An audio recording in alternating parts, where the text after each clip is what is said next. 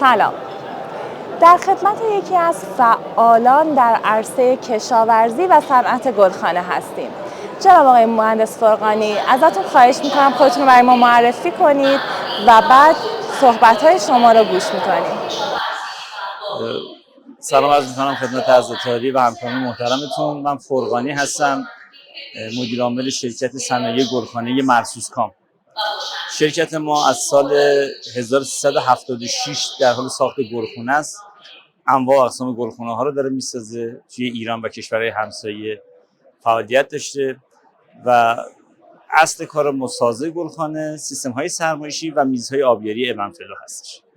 آقای مهندس، ممکنه در مورد تاثیر پوشش گلخانه بر کیفیت محصولات داخل گلخانه برای ما صحبت کنید؟ همونجوری که میدونید بحث گلخانه خب تاریخش به خیلی از قدیم برمیگرده، ولی انقلاب گلخانه، انقلاب کشاورزی وقتی رخ داد که پوشش‌های عریض کشاورزی تولید شد. پوشش‌های عریض حالا قبلا از عرض 5 و 6 متر بود که امروزه تا عرض 14 متر و بالاتر داره توی گلخانه‌ها استفاده میشه. خب همونجوری که می‌دونید وقتی که ما از پوشش پلاستیک استفاده می‌کنیم، سازه‌های ما سازه‌های سبک میشه. اگر پوشش شیشه باشه، شما قاب‌های مختلفی دارید و باید وزن خیلی زیادی رو تو سازه داشته باشید. این باعث میشه که یه سری استانداردها روی سازه بیاد، مثل بحث زلزله، اینا باید رعایت بشه. اما تو سازه‌های سبک که پوشش پلاستیک داره همچین چیزی نیست. سازه‌ها خیلی سریع نصب میشن، پوشش خیلی راحت بسته میشه، یعنی شما فقط کافیه که ابتدا انتهای پوشش رو مهار کنید تا بتونید گلخانه رو بپوشونید، در حالی که تا پوشش شیشه یا پلیکربنات مجبورید قاب به قاب این کار انجام بدید. خب این بحث دلیل اصلی که گلخانه‌های پلاستیکی تو دنیا توسعه پیدا کرد و هر روز داره بیشتر میشه.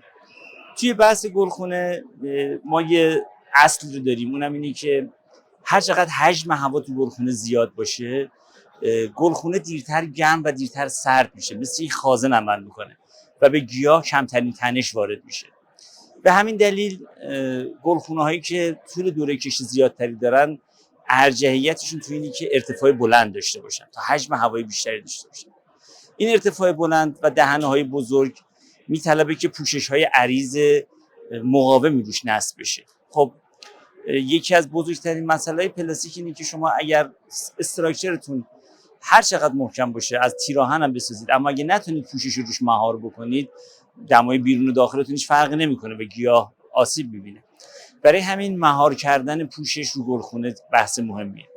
وقتی گلخانه عریض میشه، پوشش‌های بزرگ باید رو گلخانه بیفته، مهار کردنش کار سختیه. جدا از بحث مهار کردن، کیفیت پوشش هم مهمه. اگر پوشش کشسانی خوبی نداشته باشه و نتونه جلوی برف و بارون و باد علل خصوص تحمل بکنه، شما گلخانه‌تون از دست میدید. روش‌های مختلفی برای این کار هست، اتصالات خاصی که پوشش رو مهار کنه و همچنین وجود پلاستیک مقاوم. خب تکنولوژی پوشش همونجوری که خود شما میدونید، ما هم بازدید کردیم از کارخونه شما، تکنولوژی سلایه هست.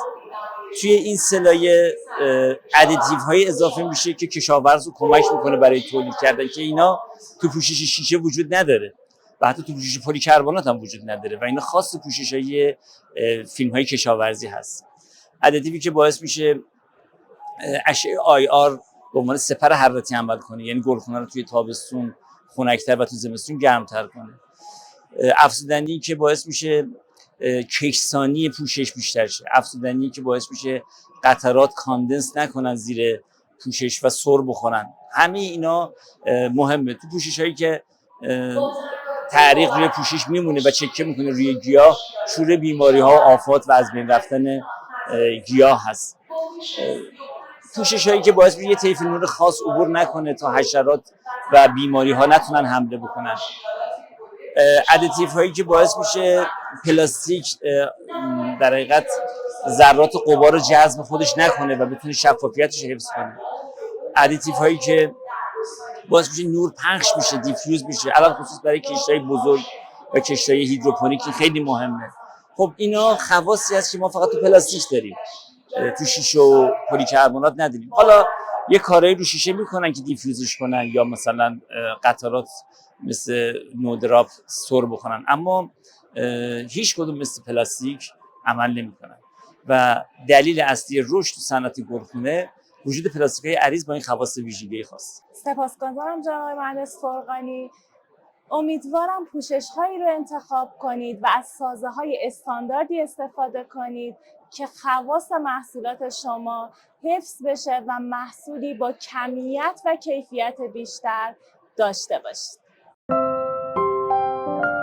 شرکت پرشین پوشش پلیمر